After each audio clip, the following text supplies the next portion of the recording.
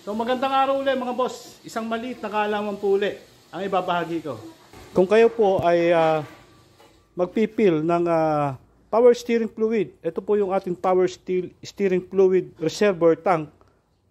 Meron po kakibat yan na standard kung hanggang saan lang po. Wag na wag po ninyong pupunuin.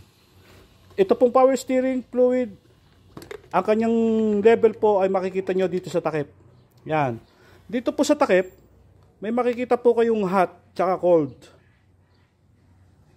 Yan. Pagka po tinutukan nyo yan, makikita nyo hot and cold. Nandito po yan. Nakalagay po yan dito sa may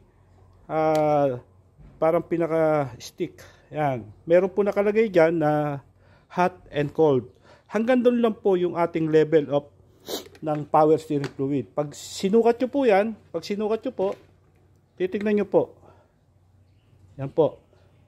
Wag na wag po ninyong pupunuin. Bakit po? Tulad po ng brake fluid, nagsisirculate din po yung fluid yan at dapat po continuous yung circulation niya, no? Para hindi magkaroon ng problema dun sa mga element na papasok ng fluid. Okay? So, yun lang po mga boss. Isang maliit na kaalaman po. Sana po may na ibahagi ako. Follow, share, comment po mga boss. Salamat. Thank you.